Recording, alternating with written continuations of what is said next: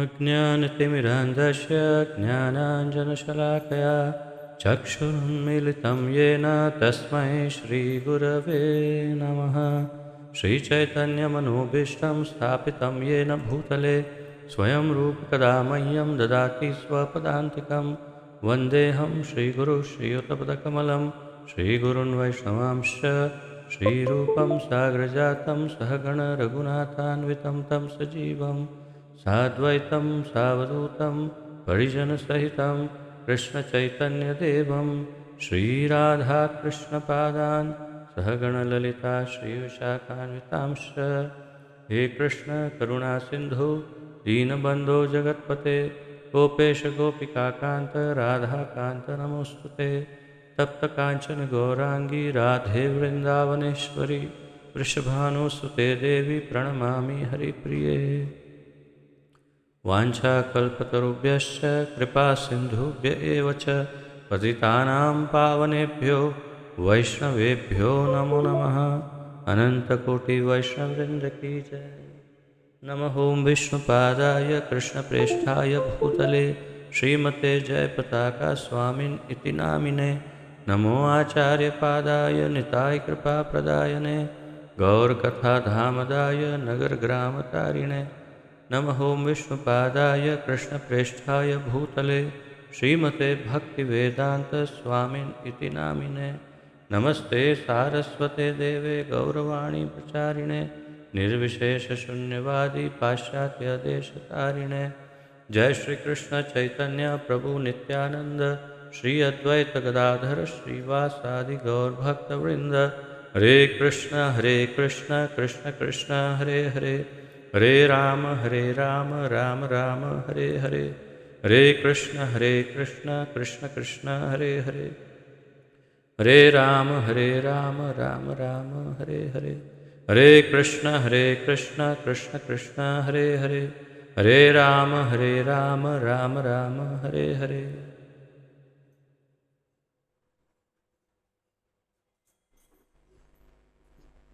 आप सबका बहुत बहुत स्वागत है आज के इस अत्यंत दिव्य तथा ज्ञानप्रद कार्यक्रम में, जिसके अंतर्गत हम श्रीमद् भगवद गीता यथारूप का सम्मिलित अध्ययन कर रहे हैं। इसका आलेखन हमारे इस्कॉन के संस्थापक आचार्य श्रीमद् अभय चरणारविंद भक्तिवेदांत स्वामी श्रील प्रभुपाद जी ने किया है। श्रील प्रभुपाद की जय। तो 5वें अध्याय का अध्ययन चल रहा है। 5वें अध्याय में हम 23वें श्लोक तक पहुँचे हैं। तो आइए प्रारंभ करते हैं। भगवद गीता 5वां अध्याय श्लोक संख्या 23।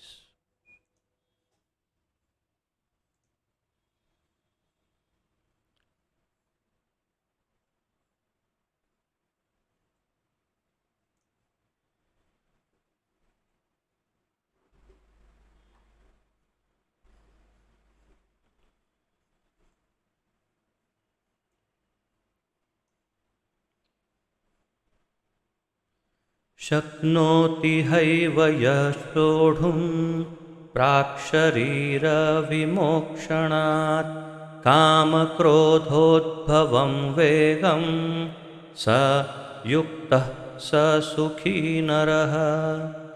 शक्नोति हैव यः सोढुं प्राक्शरीरविमोक्षणात् कामक्रोधोद्भवं वेगं स युक्तः स सुखी नरः। शब्दार्थ, तात्पर्य तथा अनुवाद श्रील प्रभुपाद जी द्वारा। शक्नोति समर्थ है, इह एव इस शरीर में, यह जो सोढ़ुम सहन करने के लिए, प्राक पूर्व, शरीर विमोक्षणात् त्याग करने से, काम इच्छा, क्रोध तथा क्रोध से, उद्भवम उत्पन्न, वेगम वेग को, सह वह, युक्तः समाधि में, यहाँ देखिए प्रभुपाद जी ने युक्तः शब्द का अनुवाद किया है समाधि में, क्योंकि मैंने आपको पूर्व में बताया था कि युज धातु जो है, युज धातु का अर्थ है मिलन, तो उससे योग शब्द आता है, युक्त, ये सब एक ही धातु के शब्द हैं, और इसीलिए युक्त का अर्थ भी है मिलन, या दो दो का मिलन जिसे कहते हैं, जुड़ना।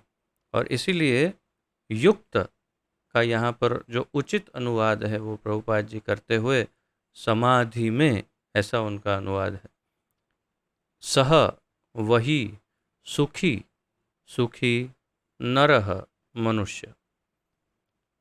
अनुवाद: इस यदि इस शरीर को त्यागने के पूर्व कोई मनुष्य इंद्रियों के वेगों को सहन करने तथा इच्छा एवं क्रोध के वेग को रोकने में समर्थ होता है, तो वह इस संसार में सुखी रह सकता है।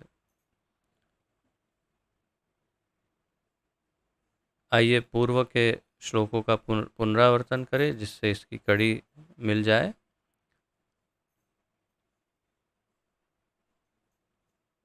20वां श्लोक हमने लिया था कल, 20, 21, 22। तो 20वें श्लोक में भगवान कहते हैं, जो न तो प्रिय वस्तु को पाकर हर्षित होता है और न अप्रिय को पाकर विचलित होता है, जो स्थिर बुद्धि है, जो मोह रहित है और भगवद विद्या को जानने वाला है, वह पहले से ही ब्रह्म में स्थित रहता है। तो ब्रह्म में कौन स्थित रहता है, उसके लक्षण या उसकी लायकात जिसे कहते हैं, वो सब वो गुण बताए भगवान ने।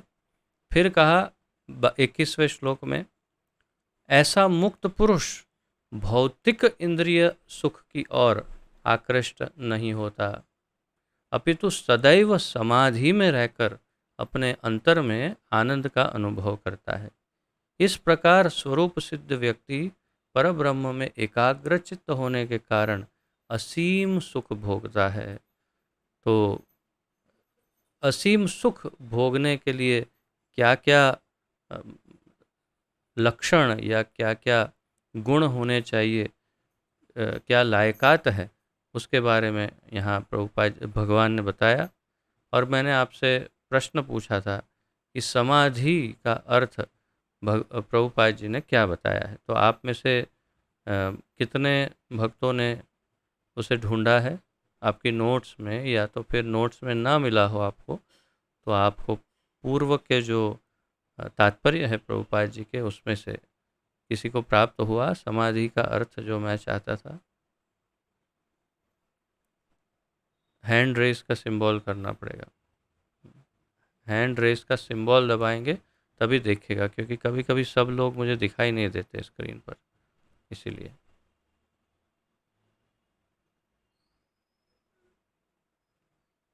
ठीक है, लगता है किसी को नहीं मिला, तो कोई बात नहीं।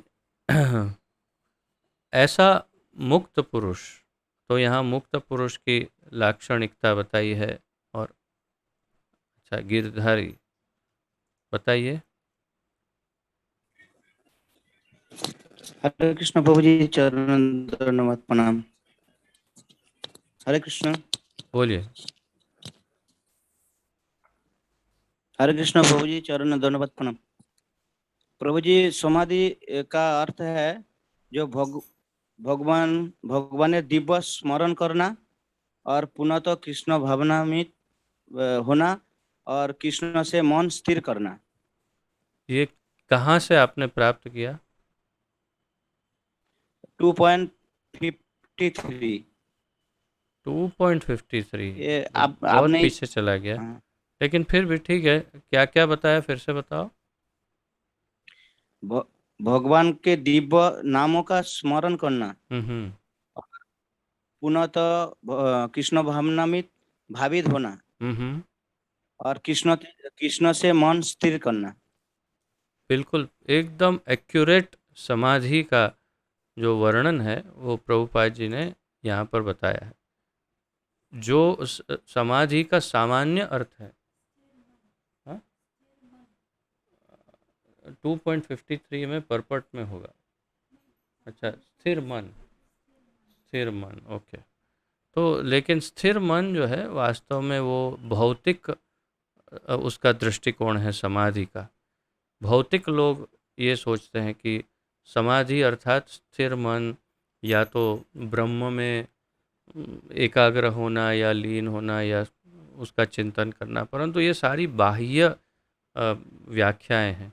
वास्तविक व्याख्या समाधि का अर्थ है भगवान के साथ मिलन, और उसकी उसकी जो मूल व्याख्या है, अर्थात कि वास्तविक व्याख्या समाधि की, वो प्रभुपाद जी ने बताई। कृष्ण भावना भावित होना, कृष्ण में मन का स्थिर होना, वो वास्तविक समाधि है। वही मैं कल आपको पूछना चाह रहा था कि प्रभुपाद जी ने समाधि का वास्तविक अर्थ समझाया। तो आगे जब कभी भी हम हाँ, हम्म, हम्म, बट ये 2.53 में जो है ना, वो सबसे बेस्ट और रियल व्याख्या है, क्योंकि ये सारी व्याख्याएं आउट आउटर है, लेकिन मूल व्याख्या यही है जो प्रभु जी ने बताई, गिरधारी प्रभु ने। तो ये जब कभी अब आगे भविष्य में जब कभी हम समाधि पढ़ेंगे तो ये बात क्लियर होनी चाहिए, समाधि का अर्थ है संपूर्ण रूप से कृष्ण में चित्त का स्थिर होना। मन को संपूर्ण रूप से कृष्ण में जिसका स्थिर हो गया, या कृष्ण भावना भावित जो पूर्ण रूप से हो गया, उस अवस्था को समाधि कहते हैं। सम आधि समाधि, मैंने आपको उस वक्त समझाया भी था, ये सब जो संधि विग्रह करके दो शब्दों को अगर आप देखेंगे तो समाधि का अर्थ भी वैसे योग की तरह ही है, मिलन, परंतु स्थिरता। और वो स्थिरता जो है वो कृष्ण में हो तो ही वो समाधि है, जिसे यहाँ ब्रह्म शब्द इस्तेमाल किया गया है भगवान के द्वारा। तो वास्तव में उसका ब्रह्म कौन है? भगवान ही तो है। और इसीलिए कृष्ण में यदि मन स्थिर हो तो वही ब्रह्म में स्थिर हो मन, तो उसे समाधि कहते हैं। मिला 2.53 में क्या लिखा है?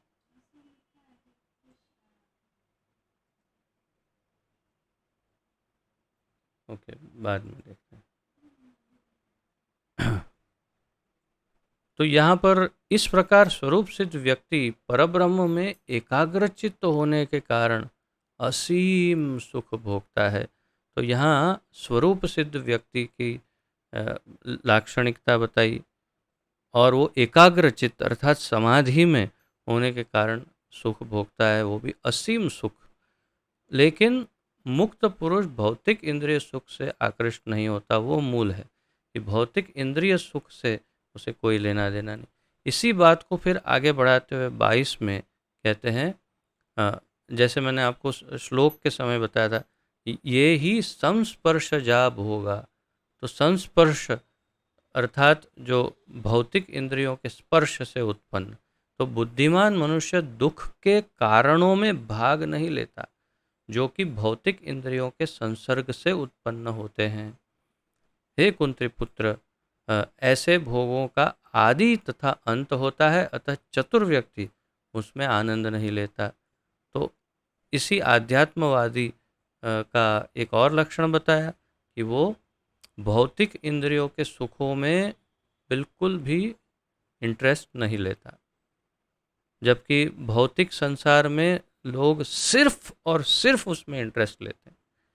भौतिक इंद्रियों को कैसे आनंद देना है, उसको कैसे, हर इंद्रियों को इतना सहलाने का प्रयत्न करते हैं, जितना चाहिए उतना उसको सप्लाई देने का प्रयत्न करते हैं कि हर इंद्रिय तृप्त रहनी चाहिए बस। और आध्यात्मिक व्यक्तित्व इससे बिल्कुल विपरीत होता है कि वो बिल्कुल भी भौतिक इंद्रियों के सुख के पीछे समय नहीं गवाता। क्यों? जानता है कि आदि है और अंत है, शुरू होता है और अंत भी हो जाता है। यूं सुख आया और यूं दुख आना शुरू हुआ, सुख के खत्म होते ही। तो चतुर व्यक्ति उनमें आनंद नहीं लेता। और फिर अब 23 में भगवान बताते हैं कि यदि इस शरीर को त्यागने के पूर्व कोई मनुष्य इंद्रियों के वेगों को सहन करने तथा इच्छा एवं क्रोध के वेग को रोकने में समर्थ होता है तो वह इस संसार में सुखी रह सकता है। तो इस संसार में भी जो सुखी रह सकता है तो उसके लिए क्या क्या लक्षण हैं, तो अब ये पॉइंट्स आप लिख सकते हैं कि कोई शरीर को त्यागने के पहले इंद्रियों के वेगों को सहन कर सकता है। सहन करना अर्थात क्या है? जैसे कि भूख लगी है, सहन नहीं हो रहा है, भूख सहन नहीं हो रही क्या। मुझे आज भी याद है जब नए नए कोई भक्त जुड़ते हैं, और अब मुझे तो चेहरे भी याद आ रहे हैं जब जब मैं ये बात करता हूँ, तो कोई कोई लोग कहते हैं प्रभु जी एकादशी कैसे करेंगे, सहन ही नहीं होती है भूख, बिल्कुल भूखा नहीं रहा जाता, क्या करें, उठते ही हमें तो सुबह सुबह चाय बिस्किट ये वो चाहिए। वैसे और जिनको सहन नहीं होते थे सोता था, ऐसे कई कई भक्त आज निर्जल एकादशी भी कर सकते हैं, और इसमें कोई आश्चर्य नहीं है, क्योंकि उनका मन जो है वो कृष्ण में, सारी इंद्रियां कृष्ण सेवा में लगी है, तो ये सारे वेग को भी सहन कर सकते हैं। तो यहाँ पर इस शरीर को त्यागने के पूर्व भगवान कहते हैं मनुष्य इंद्रियों के वेगों को सहन करने तथा इच्छा एवं क्रोध के वेग को रोकने में समर्थ होता है। तो 3 लक्षण बताए भगवान ने जो इस संसार में सुखी रह सकता है। पहले इंद्रियों के वेग को, वेग अर्थात स्पीड या क्या कहेंगे, फोर्स, बहुत ही फोर्स से जो आता है वेग कहते हैं उसे, तो उसके फोर्स को अगर कोई सहन कर सकता है, क्योंकि कोई कोई वेग, जैसे मान लो कि टॉयलेट जाना है, तो फिर तो उसके वेग को तो फिर क्या करेंगे।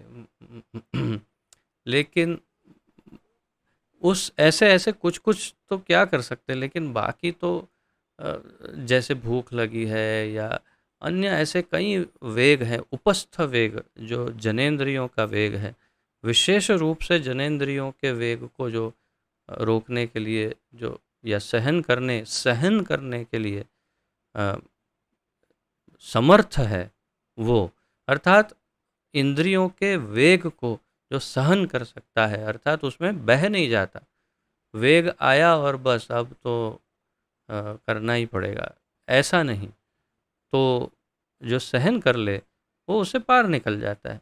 तथा इच्छाएं, अनेक इच्छाएं मन में आती है। छोटे बच्चे कैसे होते हैं, जो भी विचार मन में आया, इच्छा जागृत हुई कि टूट पड़े उस इच्छा के ऊपर, लग जाते हैं उस इच्छा पर और पूरे घर को सर पे उठा लेते हैं, मुझे ये चाहिए, मतलब चाहिए, मेरी ये इच्छा है, पूरी करना ही है बस। तो इच्छाओं के वेगों को भी जो सहन कर सकता है, तो हमें तो भगवान ने इसका फॉर्मूला सिखा दिया पहले ही पूर्व के अध्यायों में, परम दृष्टवा निवर्तते। तो यदि हम भगवान की सेवा में लगते हैं तो ये भौतिक इच्छाएं हमें सताती नहीं हैं। तो इसीलिए हमारा मन परम में लगना चाहिए। और यहाँ पर कहा तथा इच्छाएं, तो इंद्रियां और इच्छाएं दोनों के वेग को जो सहन कर सकता है, इच्छाएं भी आएगी जाएगी लेकिन उससे विचलित नहीं होता, तथा क्रोध के वेग को रोकने में समर्थ होता है। और क्रोध का जो वेग है उसे, ये एक और आश्चर्यजनक वस्तु है। मैं कई बार अपने आप को बहुत असमर्थ प्राप्त करता हूँ इस वेग में। क्रोध का वेग जो है बहुत ही विनाशकारी हो सकता है, भयानक। वो तो भगवान ने वैसे भी बता दिया, महाशनो महापापमा विद्येनम इह वैरिणम, और फिर काम एष क्रोध एष रजोगुण समुद्भव महाशनो। तो काम और क्रोध ये दो ही तो सबसे बड़े शत्रु बताए भगवान ने, सबसे बड़े भयानक शत्रु जो संपूर्ण विनाश कर सकते हैं। तो ये क्रोध का वेग जो है वो भी कंट्रोल में होना चाहिए। कैसे हो सकता है? उसके लिए प्रैक्टिस चाहिए और योग्य ज्ञान चाहिए कि क्यों क्रोध को और कहाँ क्रोध को छोड़ना है, वो भी पता चलना चाहिए। क्योंकि ऐसा नहीं कि हर समय बांध के ही रखना है। कुछ ऐसी परिस्थितियाँ भी हैं जहाँ क्रोध का उपयोग ज़रूरी है। वो कहाँ ज़रूरी है वो भी ज्ञान होना चाहिए।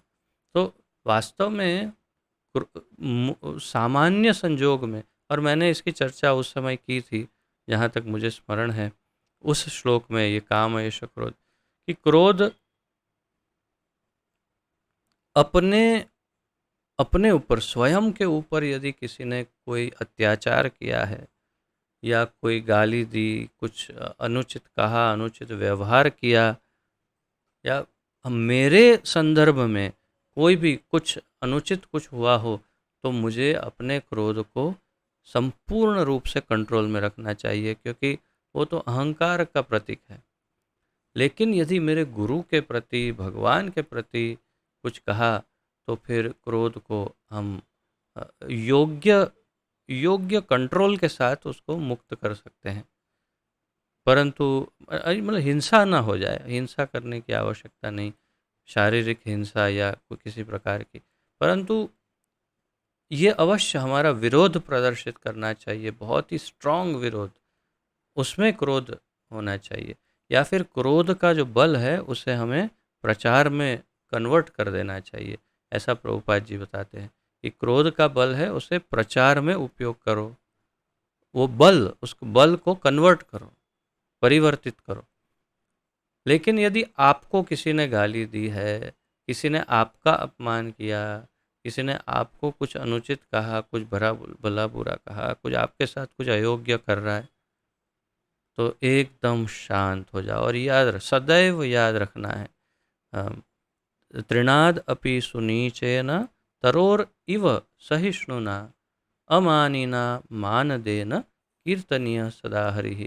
अगर भजन करना चाहते हो, अगर सफलतापूर्वक कीर्तन करना चाहते हो, तो फिर तृणाद अपि सुनीचेन, तृण की तरह, एक घास के तिनके की तरह अपने आप को बिल्कुल सामान्य समझना चाहिए। घास का तिनका के ऊपर कोई पैर रखता है तो वो अ, उसको मारने नहीं दौड़ता, गाली नहीं देता, दिखाई नहीं देता क्या, कैसे मेरे सर पर पैर रख दिया। वो झुक जाता है, जैसे ही उसके ऊपर कोई पैर रखता है वो झुक जाता है, वो वापस वार नहीं करता। तो तृण की तरह होना चाहिए। और तरोर इव सहिष्णुना, जो वृक्ष होता है वो चाहे कितनी भी ठंडी हो, चाहे कितनी बारिश हो, तूफान हो, चाहे कितनी भी धूप हो, वो ऐसे ही खड़ा रहता है, सहन करता है। वैसे ही आपके ऊपर यदि कोई कितना भी गाली गलौज ये वो कुछ भी करे, तो आप सहन करिए। क्यों? महाप्रभु कह रहे हैं अमानी ना मान देना। और बड़ी बात ये है, ये दोनों तो फिर भी चलो हो जाए, ये दोनों तो हो सकता है, लेकिन तीसरी जो कंडीशन है वो बहुत ज़्यादा कठिन है। जो आपका अपमान कर रहा हो उसको सम्मान दो। ये कैसे हो सकता है? लगता है कि चलो भाई, ये हम पर अत्याचार कर रहा है, अपमान कर रहा है, सहन कर लेंगे, कोई बात नहीं, कुछ बोलेंगे नहीं। लेकिन ये क्या बात हुई कि उसको फिर मान दो? महाप्रभु कह रहे हैं अमानी ना मान देना, जो अपमान कर रहा है उसको सम्मान दो। कीर्तनीय सदा हरि ही, बस वो व्यक्ति अवश्य निश्चित रूप से सदैव कृष्ण कीर्तन कर पाएगा। अन्यथा उसका मन, उसकी चेतना, उसकी बुद्धि, उसका अहंकार सब बस उसमें ही लगा रहेगा, कैसे मैं इसका बदला लूं, कैसे उसको ये करूं, कैसे ये करूं, कैसे ये मुक्त हो गया। क्या तूने मुझ पर अत्याचार किया, बहुत धन्यवाद, कोई बात नहीं, कोई परेशानी नहीं, आप आइए, पधारिए। आपको तो कोई कष्ट तो नहीं हुआ, आपको कोई तकलीफ हुई हो तो बताइएगा, हम मैं आपकी कैसे सेवा कर सकता हूँ, सहायता कर सकता। अमानी ना मान देना, जिसने अत्याचार किया उसको ही सम्मान दिया। और फिर आप देखिए मन कितना शांत रहता है। आप एक बार करके देखिए। मैं अभी कर रहा हूँ, अभी मैं ऐसा कर रहा हूँ। एक व्यक्ति है जो हम पर पिछले 6 महीने से अत्याचार कर रहे हैं। सहायता करने की जगह वो हम पर अत्याचार कर रहे हैं, जबकि उनको हमारी सहायता करनी चाहिए थी।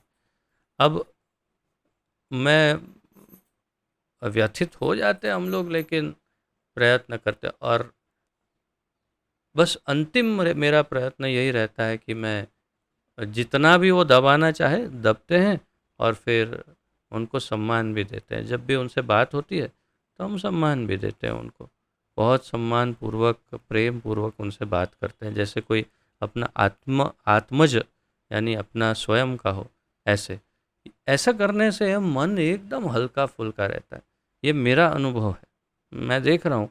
मन और हृदय एकदम हल्का फुल्का रहता है, कोई भार नहीं रहता है। और यदि हम ये सोचते ओ इसने मुझे अत्याचार किया तो गया काम, फिर मन उसी में ऐसा रम जाता है कि ठाकुर जी कहीं याद ही नहीं आते। इसीलिए अमानिना मान देना, तो क्रोध को रोकने में समर्थ बहुत ही आवश्यक है। जो भजन करना चाहता है उसके लिए, जो साधना करना चाहता है उसके लिए ये सर्वाधिक महत्वपूर्ण है। अगर वो क्रोध को नहीं रोक पाएगा तो क्रोध कहाँ से आता है? अहंकार को ठेस पहुंचती है। मुझे कहा, मुझे ऐसा किया, मैं कौन हूँ? मैं त्रिलोकीनाथ हूँ, मैं त्रिलोकपति हूँ। ये 3 किलो का सर अपने आप को त्रिलोकी समझता है, बताओ। ऐसा इतना इतने मूर्खता हमारी कि उसके कारण भार लेके बैठते हैं, और फिर भजन तो कभी नहीं हो सकता ऐसे व्यक्ति से। इसलिए भगवान ने 3 बात बताई। जो शरीर त्यागने के पूर्व इंद्रियों को कंट्रोल कर सके, इच्छा को कंट्रोल कर सके, और क्रोध को कंट्रोल कर सके, तो वह इस संसार में सुखी रहता है। अब तात्पर्य देखते हैं। यदि कोई आत्म साक्षात्कार के पथ पर अग्रसर होना चाहता है तो उसे भौतिक इंद्रियों के वेग को क्षमा रोकने के प्रयत्न करना चाहिए। यदि कोई आत्म साक्षात्कार के पथ पर, प्रभुपाद जी बता रहे हैं, आगे बढ़ना चाहता है तो उसे भौतिक इंद्रिय के वेगों को रोकना चाहिए या प्रयत्न करना चाहिए। अब वे सबसे हमारे प्रचलित श्रील रूप गोस्वामी द्वारा लिखित उपदेशामृत के प्रथम श्लोक का यहाँ वर्णन कर रहे हैं। ये कहते हैं प्रभुपाद जी, ये वेग हैं वाणी वेग, क्रोध वेग, मनोवेग, उदर वेग, उपस्थ वेग तथा जिह्वा वेग। जो जो व्यक्ति इन विभिन्न इंद्रियों के वेगों को तथा मन को वश में करने में समर्थ है वह गोस्वामी या स्वामी कहलाता है। तो ये सब आप सब जो हमारे अन्य क्लास को अटेंड कर चुके हैं, जैसे उपदेशामृत की संपूर्ण ग्रंथ का हमने अध्ययन किया है, तो उसको जिसने अटेंड किया होगा उन्हें तो सबको स्मरण होगा। परंतु जो नए हैं उन्हें शायद स्मरण ना हो। इसीलिए ये उपदेशामृत का प्रथम श्लोक, वाचो वेगम मनसः क्रोध वेगम, जिह्वा वेगम, उदर उपस्थ वेगम, एतान वेगान यो विषहेत धीरः सर्वाम अपि इमाम पृथ्वीम सशिष्यात। तो क्या कह रहे हैं रूप गोस्वामी? वाचो वेगम, वाचा अर्थात बोलने की शक्ति, उसका वेग, वेग अर्थात फोर्स, मनसः वेगम, मन, मन कहाँ कहाँ भटक जाता है, उसका वेग, क्रोध वेग, क्रोध का की अभी अभी हमने चर्चा की, जिह्वा वेग, ये खाना है, ये खाना है, ये खाना है, आज खाना ही पड़ेगा, आज तो ये हो ही जाए मसालेदार मस्त, जिह्वा वेग, उदर वेग, उदर की भूख, उसका वेग, भूख सहन नहीं होती, उपवास नहीं कर सकते, और उसके अंत में उपस्थ वेगम। तो जिह्वा, उदर और फिर उपस्थ, ये तीनों एक लाइन में है। प्रभुपाद जी बताते हैं कि अगर जिह्वा वेग को संतुष्ट कर दिया तो उदर में वजन आ जाता है। जब उदर में वजन आएगा तो वो फोर्स करेगा जनेंद्रियों को, उपस्थ वेगम, और फिर जनेंद्रियां काम इच्छाओं को उत्पन्न करेगी। इसलिए यदि पेट को, जिह्वा को, सबसे मूल है जिह्वा, यदि जिह्वा के वेग को कोई सर्वाधिक कंट्रोल कर सकता है तो प्रभुपाद जी ने निवेदन किया कि तो समझो कि वो लगभग सारी इंद्रियों को कंट्रोल कर सकता है, क्योंकि सबसे मेन है जिह्वा। बोलने में और खाने में उसी का सबसे बड़ा रोल है। अगर ये जिह्वा कंट्रोल में आ जाए तो सारी इंद्रियां अपने आप कंट्रोल में आ जाती है, ऐसा प्रभुपाद जी बताते हैं। और रूप गोस्वामी क्या बताते हैं, एतान वेगान यो विषहेत धीर, अर्थात कोई धीर व्यक्ति यदि इनको सहन कर सके तो सर्वाम अपि इमाम पृथ्वीम स शिष्यात, अर्थात ये पूरी पृथ्वी में वो शिष्य बनाने के योग्य है, अर्थात वो गुरु बनने के लायक है। वो गुरु बन सकता है। कौन? जो इन 6 वेगों को कंट्रोल कर सकता है वो।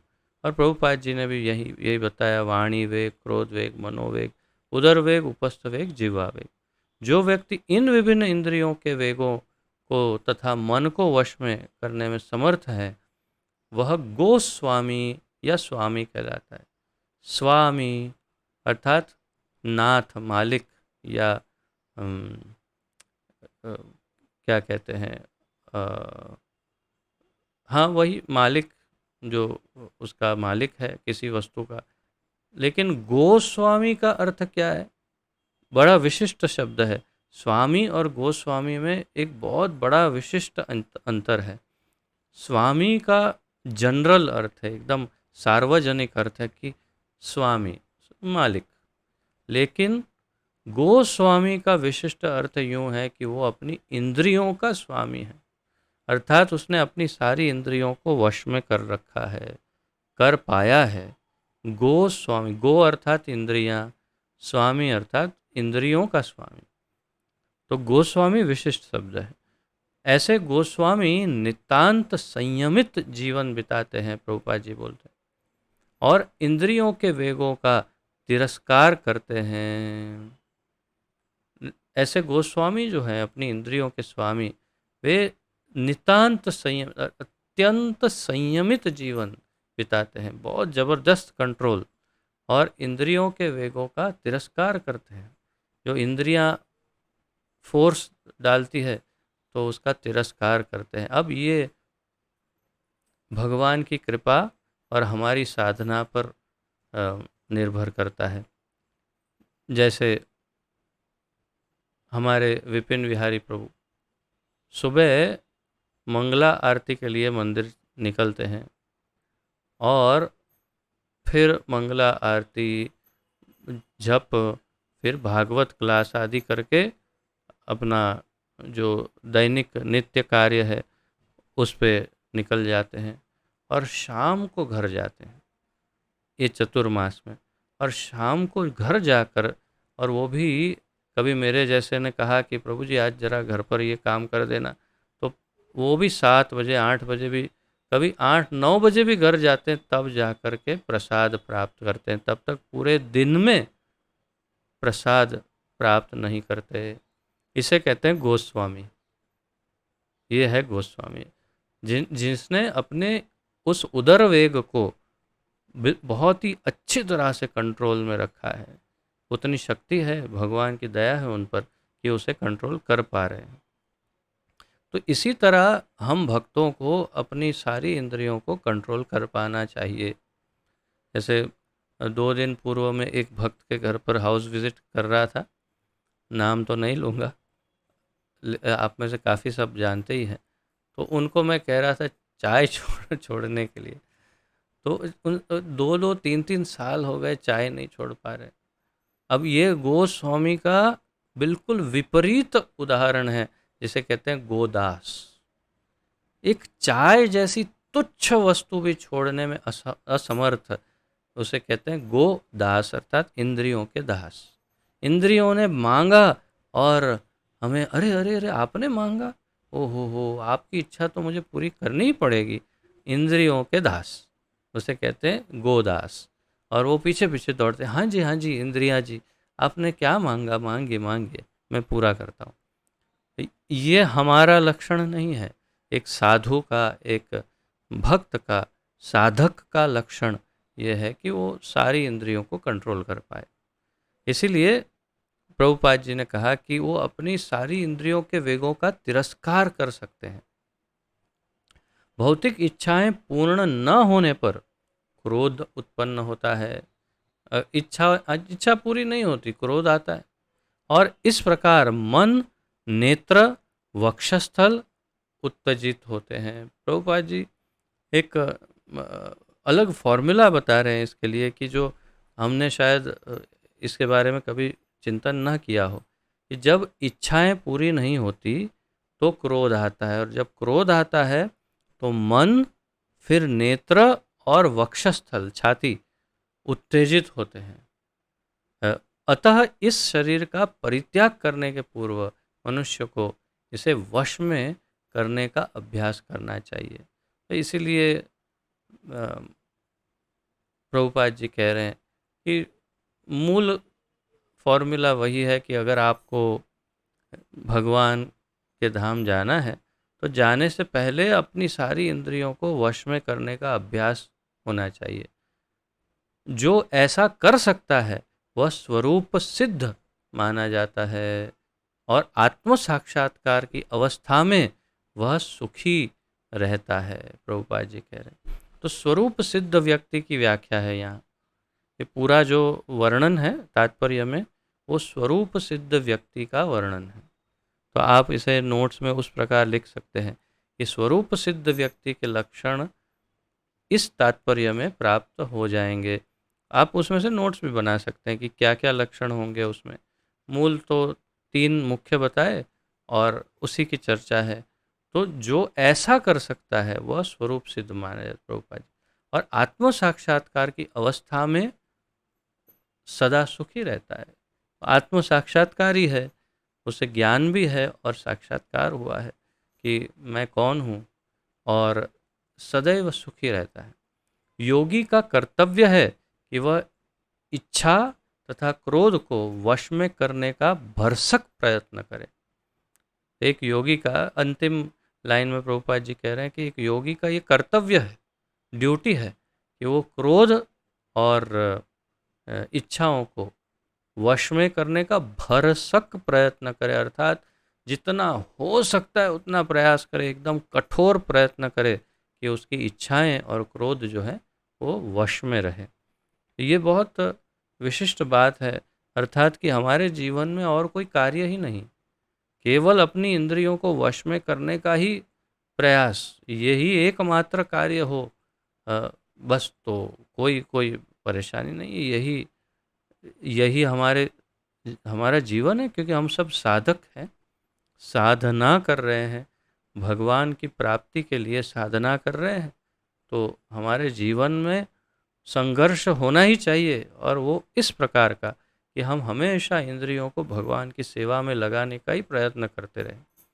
अगर कभी भी इंद्रियां इधर उधर हो, फिर खींच खींच के उसे भगवान की सेवा में लगाएं। जैसे श्रीमद् भागवत पंचम स्कंद 5वें अध्याय के प्रथम श्लोक में ऋषभ देव ने कहा, कल हमने देखा था, नायम देहो देह भाजाम नृलोके कष्टान कामान अर्हति विड़भुजान इत्यादि। इस मनुष्य, हे पुत्रों, इस मनुष्य योनि में इंद्रिय सुख के लिए अधिक श्रम करना व्यर्थ है, ऐसा सुख तो सूकरों को भी प्राप्त है। ये जीवन का लक्ष्य नहीं, मनुष्य जीवन का।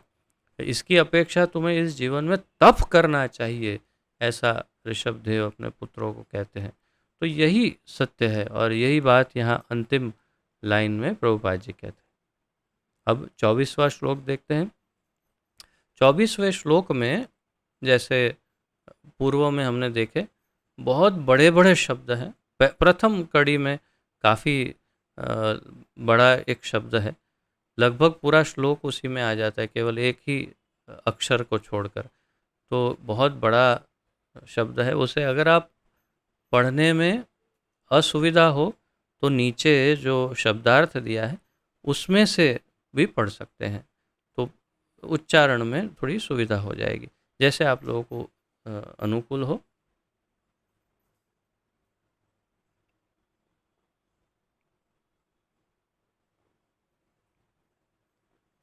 We start,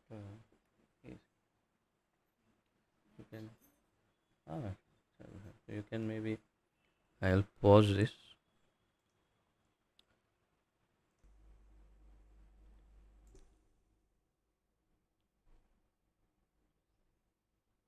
योऽन्तः सुखोऽन्तराराम तथा तथान्तर्ज्योतिरेव यः स योगी ब्रह्मनिर्वाणं ब्रह्मभूतोऽधिगच्छति। योऽन्तः सुखोऽन्तराराम तथान्तर्ज्योतिरेव यः स योगी ब्रह्मनिर्वाणं ब्रह्मभूतोऽधिगच्छति। यह जो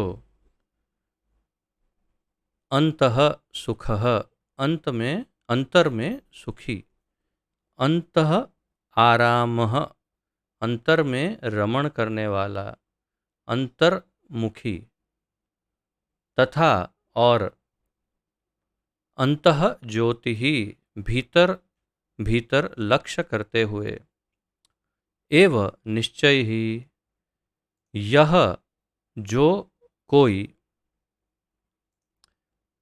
सह वह, योगी योगी, ब्रह्म निर्वाणम, परब्रह्म में मुक्त मुक्ति, ब्रह्मभूतः स्वरूप सिद्ध, अधिगच्छति प्राप्त करता है।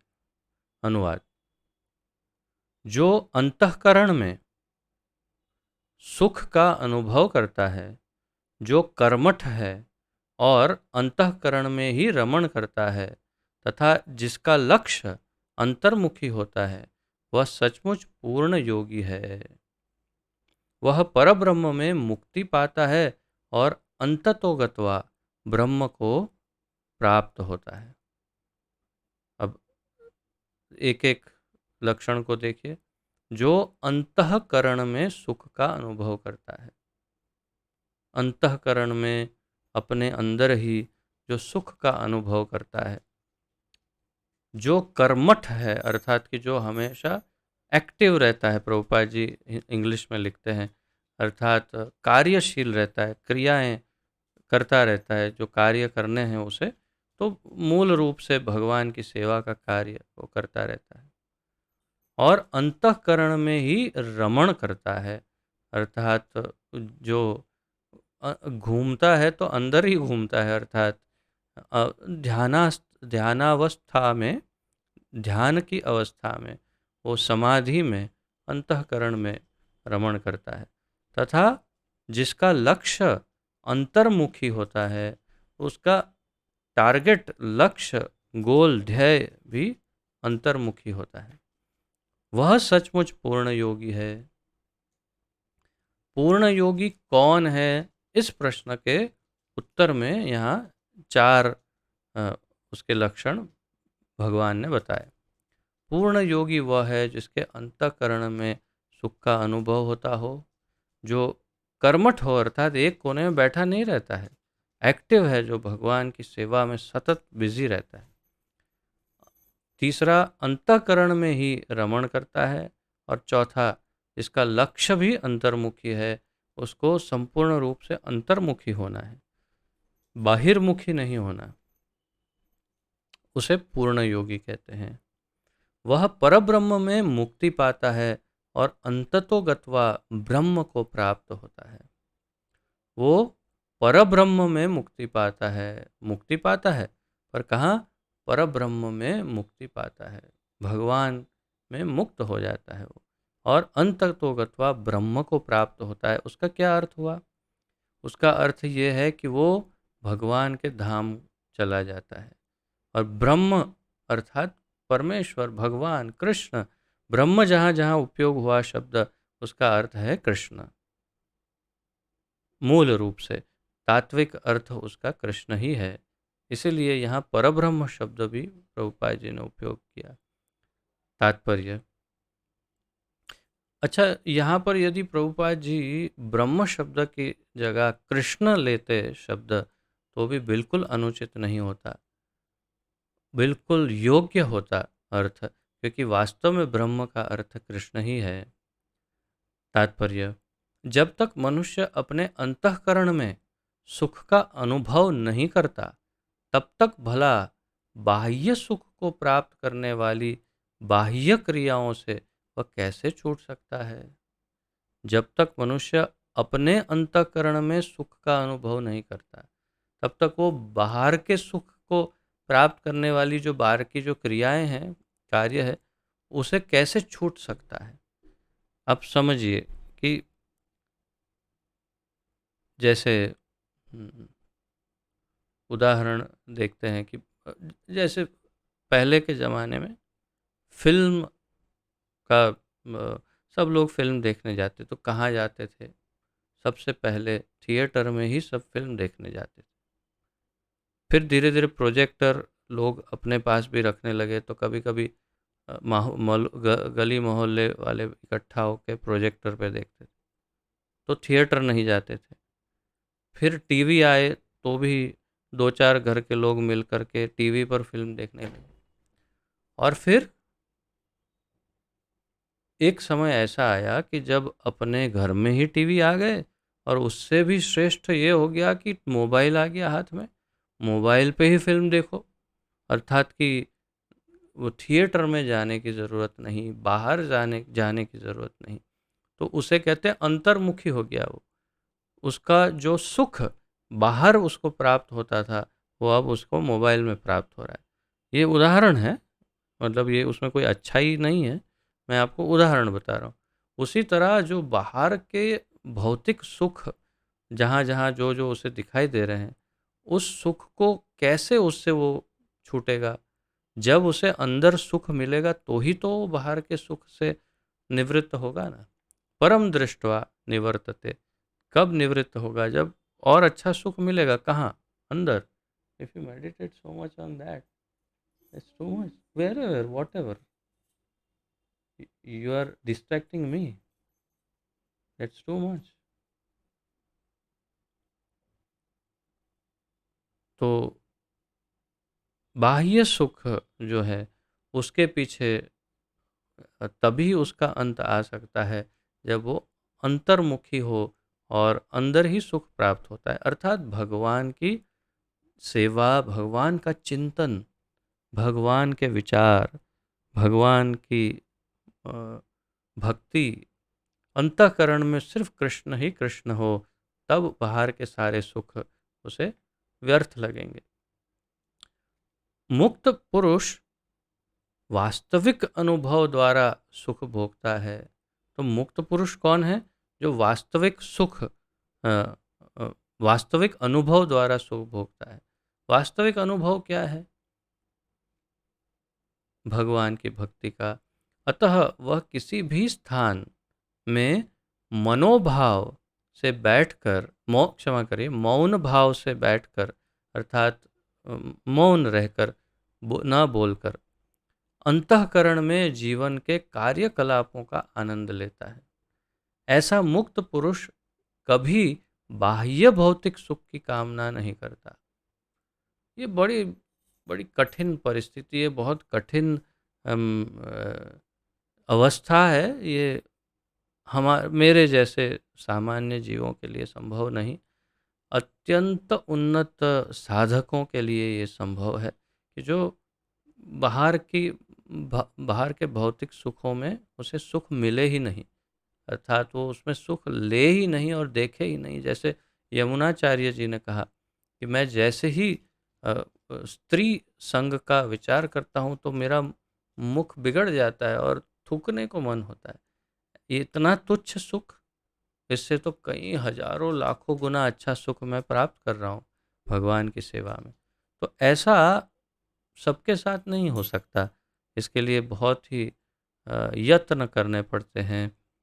तो ऐसा मुक्त पुरुष कभी बाह्य भौतिक सुख की कामना नहीं करता।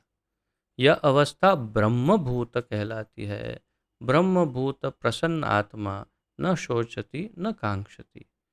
तो ब्रह्मभूत प्रसन्न आत्मा, वो ब्रह्मभूत अवस्था में है, आत्मा में ही उसे सुख प्राप्त है, जिसे प्राप्त करने पर भगवत धाम जाना निश्चित है।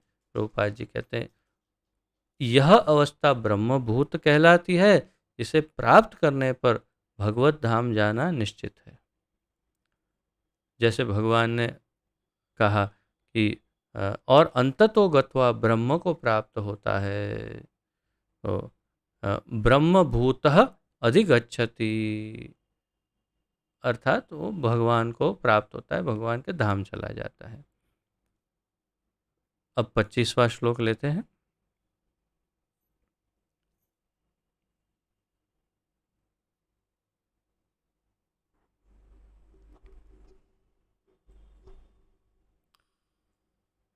लभन्ते ब्रह्म निर्वाणम् ऋषयः क्षीणकल्मषाः छिन्नद्वैधायतात्मानः सर्वभूतहिते रताः। लभन्ते ब्रह्म निर्वाणम् ऋषयः क्षीणकल्मषाः छिन्नद्वैधायतात्मानः सर्वभूतहिते रताः। बहुत सुंदर श्लोक है। यही योगी की जो अवस्था है, जो ऐसा ब्रह्मभूत अवस्था का योगी है, उसके क्या लक्षण है, और लक्षण बता रहे हैं भगवान। लभन्ते, प्राप्त करते हैं, ब्रह्म निर्वाणम, मुक्ति, ब्रह्म निर्वाणम अर्थात सामान्य भाषा में जिसे हम मोक्ष कहते हैं, लेकिन आध्यात्मिक भाषा में हम उसे मुक्ति कहते हैं। और 5 प्रकार की मुक्तियाँ बताई गई है शास्त्रों में: सायुज्य, स्वारूप्य, सालोक्य, सामीप्य और साष्टी। तो ये इनमें से कोई एक मुक्ति, मुख्य रूप से सायुज्य को छोड़कर बाकी सब मुक्तियाँ, उसे ब्रह्म निर्वाणम कहा जा सकता है। ऋषयः, अंतर से क्रियाशील रहने वाले, ऋषि, ऋषि जैसे हम कहते हैं, ऋषि मुनि, तो ऋषयः जो अंतर से क्रियाशील रहते हैं। क्षीण कल्मषाः, समस्त पापों से रहित, कल्मष से रहित। छिन्न, निवृत्त होकर। द्वैधाः, द्वैत से, तो द्वैत का अर्थ भी हमने समझा था। तो द्वैत से, लेकिन ये कौन से वाले द्वैत से मुक्त? मैं और भगवान अलग है वो द्वैत नहीं, अलग अलग प्रकार की दुविधाएं जो होती है उसे द्वैत कहते हैं। ये नहीं, ये नहीं, वो नहीं, ये नहीं, उसे द्वैत, उससे भी मुक्त। तथा फिर आगे यत आत्मनः, आत्म साक्षात्कार में निरत, जो आत्म साक्षात्कार में है। सर्वभूत, समस्त जीवों के, हिते, कल्याण में, रताः, लगे हुए। अनुवाद: जो लोग संशय से उत्पन्न होने वाले द्वैत से परे हैं, संशय से उत्पन्न होने वाले द्वैत, शंकाओं के कारण उत्पन्न होने वाली दुविधा, उससे परे है, जिनके मन आत्म साक्षात्कार में रत हैं। मन आत्म साक्षात्कार में, उसी में मन स्थिर है, आत्म साक्षात्कार, जो समस्त जीवों के कल्याण कार्य करने में सदैव व्यस्त रहते हैं। उतना ही नहीं, समस्त जीवों के कल्याण कार्य में सदैव व्यस्त रहते हैं। उसका अर्थ क्या है? हमारी भाषा में प्रीचिंग, प्रचार, हम उसे प्रचार कहते हैं। बहुत सामान्य शब्द, और एक शब्द में इसका वर्णन हो जाता है। प्रभुपाद जी आगे बताएंगे तात्पर्य में। तो कल्याण कार्य कैसे हो सकता है? प्रचार द्वारा। दूसरों को बताए भगवत गीता, भगवान, महामंत्र के विषय में, ये प्रचार। और जो समस्त पापों से रहित है, जिसके पाप पाप से मुक्त होना सबसे, जैसे हम सुबह जब हाउस विजिट करते हैं तो सबसे मुख्य हमारा प्रयास ये रहता है कि ये देखें कि वो संपूर्ण रूप से निरामिष हो, अर्थात मांसाहार ना करते हो। उस बहुत ही जरूरी है, अत्यंत जरूरी। क्योंकि अगर पाप करते हैं और जप करते हैं तो क्या फायदा होगा? कोई लाभ नहीं। बस वो वही जो नाव का उदाहरण कई बार वो कथा बताई है, वो नाव जैसा होगा। एक ही जगह पर लंगर लगा है और नाव चला रहा है, कहाँ जाएगा? नाव जाएगी नहीं, आगे ही नहीं बढ़ेगी, क्योंकि लंगर लगा है। तो इसी प्रकार पाप करेंगे तो भगवान का नाम लेने का क्या फायदा? एक उर्दू में कहावत है, 100 बिल्ली 100 चूहे खाकर हज को चली। बिल्ली अ, हज जा रही, अर्थात तीर्थ यात्रा पे निकल रही है। फिर सोचा कि वहाँ तो कुछ मिलेगा नहीं, ऐसा करते हैं पेट भरकर खा पी कर जाते हैं। तो 100 चूहे मार के खा गई और फिर सोचती हाँ अब ज़रूरत नहीं पड़ेगी तीर्थ यात्रा में, अच्छे से तीर्थ यात्रा हो जाएगी। और फिर तीर्थ को चली। क्या फ़ायदा हुआ? 100 चूहे मार के खा गई, फिर तीर्थ यात्रा का क्या फ़ायदा? तो ऐसा हो जाता है। अगर मांसाहार भी कर रहे हैं, जप भी कर रहे हैं, तो क्या फ़ायदा? अन्य कोई पाप कर्म कर रहे हैं और जप भी कर रहे हैं, तो क्या फ़ायदा होगा? इसीलिए चेतना को बहुत स्पष्ट रखना आवश्यक है। कोई पाप कार्य ना हो, वो परम आवश्यक है। अ, तो समस्त पापों से रहित है, वे ब्रह्म निर्वाण अर्थात मुक्ति को प्राप्त होते हैं। तो मुक्ति को कौन प्राप्त होते हैं, उसके यहाँ लक्षण बताए। एक, संशय से उत्पन्न होने वाले द्वैत से परे। दो, मन आत्म साक्षात्कार में रत। तीन, समस्त जीवों के कल्याण कार्य में सदैव व्यस्त। और चार, समस्त पापों से रहित। वे ब्रह्म निर्वाण या मुक्ति को प्राप्त होते हैं। ये लक्षण आप नोट कर लीजिएगा, चार लक्षण ब्रह्म निर्वाण या मुक्ति के। तात्पर्य, केवल वही व्यक्ति सभी जीवों के कल्याण कार्य में रत कहा जाएगा जो पूर्णतया कृष्ण भावना भावित है। वही कल्याण कार्य में रत कहा जाएगा जो पूरी तरह से पहली ही लाइन में उन्होंने, प्रभुपाद जी ने कल्याण कार्य वाला पॉइंट उठाया, जबकि ये तो बाद में आया। पहले तो और भी दूसरी दूसरी बातें हैं, संशय रहित होना, आत्म साक्षात्कार। लेकिन कल्याणकारी, क्योंकि प्रभुपाद जी ने ग्रंथ लिखा है, प्रचार ही सार है। आध्यात्मिक जीवन का सार प्रचार है। हमारे आचार्यों ने कहा, या शायद महाप्रभु ने कहा कि प्राण आछे जार से हेतु प्रचार।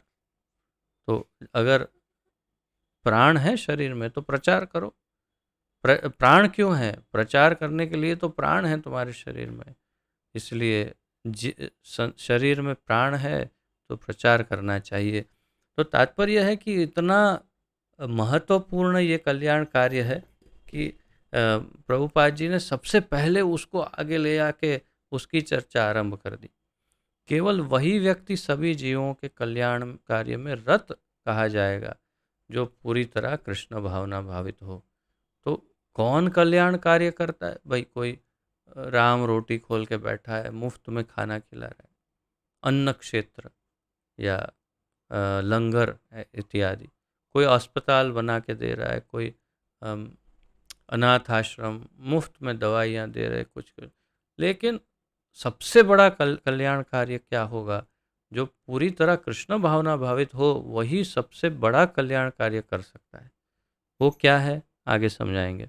जब व्यक्ति को यह वास्तविक ज्ञान हो जाता है कि कृष्ण ही सभी वस्तुओं के उद्गम हैं, तब वह जो भी कर्म करता है सबके हित को ध्यान में रखकर करता है।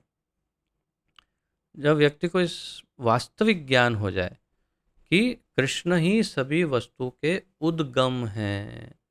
उद्गम है अर्थात स्रोत है, जिसमें से सभी सब कुछ कृष्ण में से ही उत्पन्न होता है।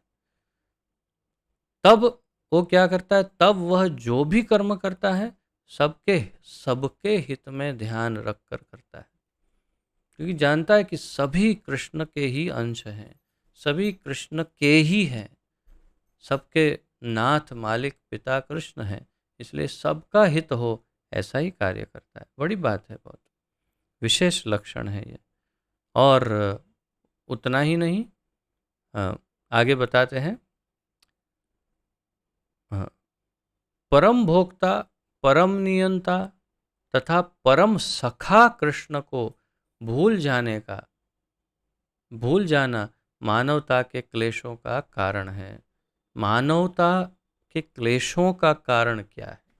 सबसे बड़ा प्रश्न जो आज के संसार में सभी एक दूसरे को पूछ रहे हैं, एक दूसरे को जवाब देने का प्रयास करते हैं। किसी के पास सही जवाब नहीं। मानवता के क्लेश जो हैं, ये कोरोना आ गया, ये हो गया, सूखा, अकाल, बाढ़, ये तकलीफ, वो तकलीफ, इकोनॉमिकल क्राइसिस, ये वो, बिजनेस में ये परेशानी, आतंकवाद, ये सब क्यों हो रहा है? कारण क्या है? प्रभुपाद जी बता रहे हैं, परम भोक्ता, जो सारा भोग वास्तव में जिनके लिए होना चाहिए, वो परम भोक्ता, परम नियंता, जो सब कुछ कंट्रोल कर सकते हैं, करते हैं, तथा परम सखा, सबसे बेस्ट फ्रेंड, सबसे अच्छा दोस्त, कृष्ण को भूल जाना, ऐसे कृष्ण को भूल जाना ही मानवता के क्लेशों का कारण है। क्योंकि ये भौतिक संसार कृष्ण को भूल जाता है, इसीलिए दुख भोगता है। जो कृष्ण को याद करता है, जो उनको ही समर्पित करता है, वो कभी दुख नहीं भोगता। अतः समग्र मानवता के लिए कार्य करना सबसे बड़ा कल्याण कार्य है। तो सभी को ये बताना कि अरे क्यों दुख भोग रहे हो, कृष्ण के प्रति समर्पित हो जाओ, शरणागत हो जाओ, कृष्ण की सेवा करो, कृष्ण के लिए ही अपना जीवन जियो, कृष्ण के निमित्त जीवन जियो, और कृष्ण भावना भावित हो जाओ। ये होने से तुम्हारे सारे क्लेश दूर हो जाएंगे। ये प्रचार करना, ये बताना, वही सबसे बड़ा कल्याण कार्य है। सबसे बड़ा कल्याण कार्य क्या है मानवता के लिए? उसका ये उत्तर है, कोई भी मनुष्य ऐसे श्रेष्ठ कार्य में तब तक नहीं लग पाता जब तक वह स्वयं मुक्त न हो। प्रभुपाद जी हमेशा कहते हैं, अंधा यथा अंधेव ऋतीय अंधेव ऋतीयमाणा। एक अंध व्यक्ति जैसे दूसरे अंध व्यक्ति का हाथ पकड़ के बोलता है, चल मैं तुझे रोड क्रॉस कराता हूँ, ट्रैफिक बहुत है, बहुत सारी गाड़ियाँ जा रही, चलो हम रोड क्रॉस करते हैं, मैं तुझे करा देता हूँ। अब बोलता, हाँ हाँ चलो चलो, अच्छा हुआ तुम मिल गए, नहीं तो मेरा क्या होता। तुम तो देख सकते हो ना? बोले नहीं नहीं, मैं नहीं देख सकता हूँ। अच्छा, मैं भी नहीं देख सकता हूँ? बोले नहीं नहीं, लेकिन मैं तुमको लेके जाता हूँ। कहाँ ले जाएगा? किसी न किसी गाड़ी के अंदर ही ले जाएगा वो, क्योंकि वो अंधा है। अंधा अंधे को कहाँ ले जाएगा? किसी खड्डे में डालेगा। तो यही कार्य चल रहा है पूरे भौतिक संसार में। एक अंधा, अधूरा, दुखी, तकलीफ में जो व्यक्ति है, ऐसा कष्ट भोगने वाला व्यक्ति दूसरे को रास्ता दिखाता है, चलो मैं आपको सही रास्ता दिखाता हूँ, आओ कैसे जीवन जीते हैं मैं बताता हूँ। तू तो ठीक नहीं नहीं, मेरा छोड़ दो, मेरा तो ऐसे ही है, बहुत तकलीफ है, परेशानी है, लेकिन मेरा छोड़ो, मैं आपको रास्ता दिखा। बताओ, ये यही चल रहा है, यही चल रहा है। इसीलिए यहाँ कहा कि जब तक वो स्वयं मुक्त ना हो, तब तक वो दूसरे को मुक्त नहीं कर सकता। तो हमारे आचार्य जो मुक्त है, कृष्ण भावना भावित हैं, सदैव कृष्ण की चेतना जिनमें है विद्यमान, वे हमें मुक्त करा सकते हैं। कृष्ण भावना भावित मनुष्य के हृदय में कृष्ण की सर्वोच्चता पर बिल्कुल संदेह नहीं रहता, अश्रद्धा नहीं रहती। आदौ श्रद्धा, सबसे पहले श्रद्धा होनी चाहिए, जो है उसके हृदय में श्रद्धा होती है कृष्ण के प्रति, और इसीलिए वो अम, हमेशा जैसे यहाँ बताया कि सर्वोच्च, कृष्ण की सर्वोच्चता पर बिल्कुल संदेह नहीं रहता, उसे संदेह नहीं रहता। वह इसीलिए संदेह नहीं करता क्योंकि वह समस्त पापों से रहित होता है। ये एक और लक्षण है कि संदेह कब दूर होता है, जब वो समस्त पापों से मुक्त होता है। इसीलिए मैं हमेशा कहता हूँ कि निरामिष होना तो सबसे पहला कदम है आध्यात्म में। अगर आमिष है आध्यात्म में, कुछ भी कर लो, कुछ भी कर लो, कितना भी, लेकिन आगे नहीं बढ़ सकते। आमिष जो है वो तो अत्यंत महापाप युक्त कार्य है, सीधा किसी जीव की, निर्दोष जीवों की हत्या है, जिनके ऊपर हमारा कोई अधिकार नहीं। ऐसे निर्दोष जीवों की हत्या करना ये महापाप है, और इसलिए वो आध्यात्मिक जीवन में आगे नहीं बढ़ सकता। तो जैसे यहाँ बताया कि इसीलिए वो संदेह नहीं करता क्योंकि समस्त पापों से रहित है, मुक्त है।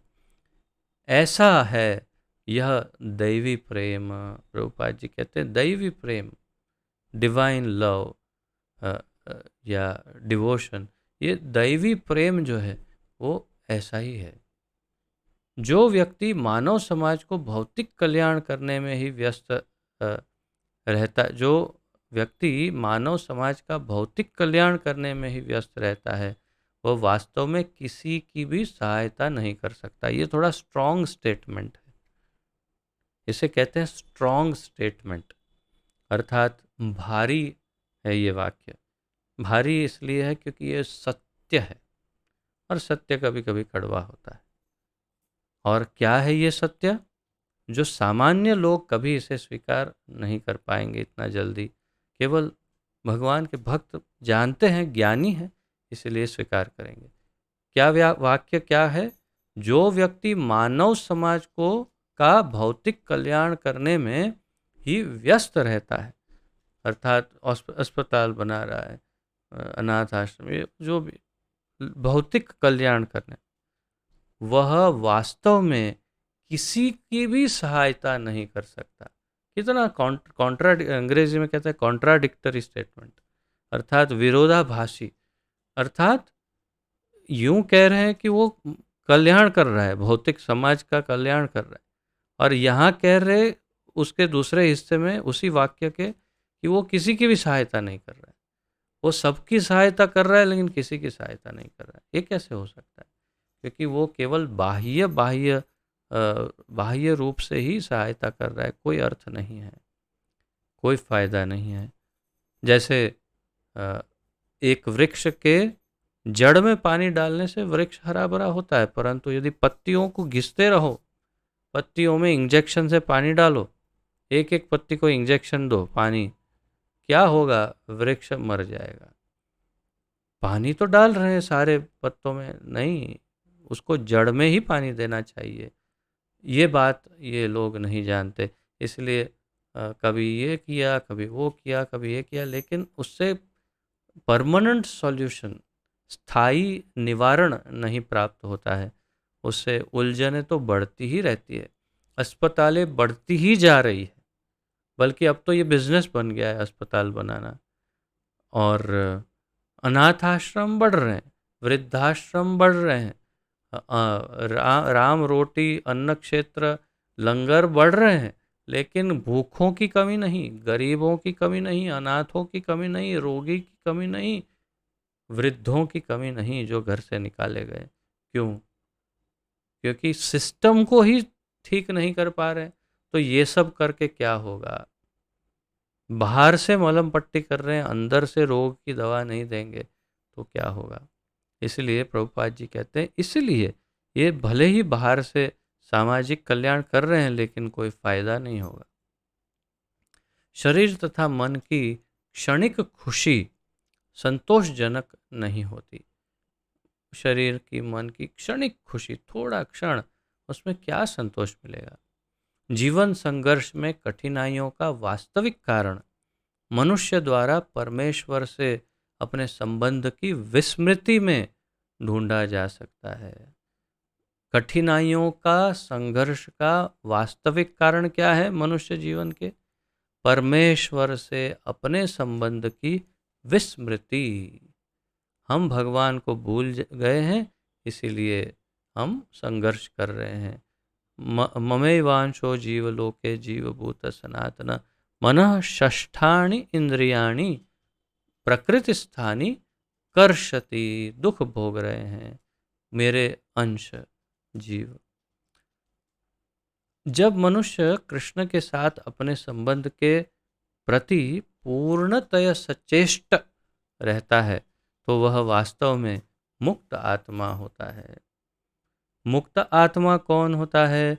जो मनुष्य कृष्ण के साथ अपने संबंध के प्रति पूर्णतया सचेष्ट, संपूर्ण रूप से पूरी तरह से जान जाता है कि हाँ, मैं केवल भगवान की सेवा के लिए ही हूँ, मैं जीवात्मा हूँ, उनका अंश हूँ और उनकी सेवा के लिए हूँ, तो वही वास्तव में मुक्त आत्मा है। भले ही वह भौतिक शरीर के जाल में फंसा हो। ये वाक्य कितना महत्वपूर्ण है। भले इस भौतिक शरीर के जाल में फंस गया है, लेकिन फिर भी वो मुक्त आत्मा है। कौन?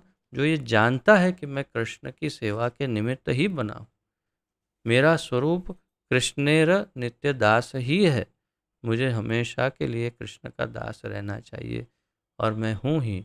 बस जो ये जानता है वो इस शरीर में रहते हुए भी मुक्त आत्मा है, आनंद में रहता है, सुखपूर्वक रहता है। जैसे कि भगवान ने श्लोकों में बताया कि वो सदैव सुखी रहता है, वो सदैव सुख प्राप्त करता है, कभी दुखी नहीं होता। इस प्रकार ये 25वें श्लोक का हमने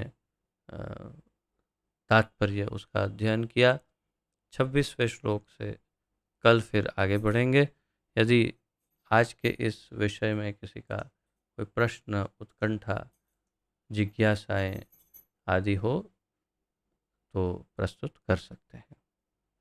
और मेरा निवेदन है, मैं देख रहा हूँ बहुत सारे नए भक्त भी जुड़ रहे हैं, तो मेरा निवेदन रहेगा यदि आप बिल्कुल शुरुआत में क्लास की और क्लास के अंत में, जैसे अभी क्लास का अंत है, तो उस समय थोड़े क्षणों के लिए यदि वीडियो को चालू कर सकते हैं तो हम देख पाएंगे, आपके दर्शन कर पाएंगे और हमें ध्यान में आएगा कौन कौन जुड़ रहा है हमारे साथ, तो हमें काफ़ी आनंद प्राप्त होगा। ये हमारा निवेदन है। और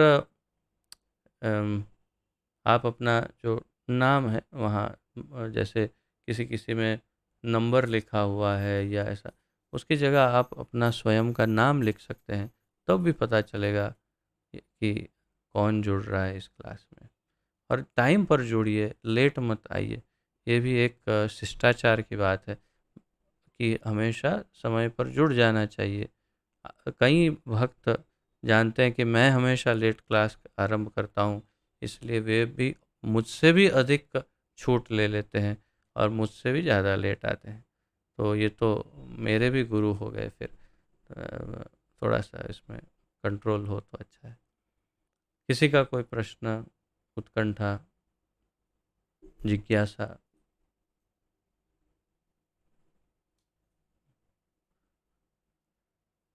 ठीक है, आपको यदि सब कुछ स्पष्ट हो गया हो, पुनरावर्तन करिएगा, रिवीजन करिएगा, फिर से पढ़िए और अच्छा अ, समझ में आएगा।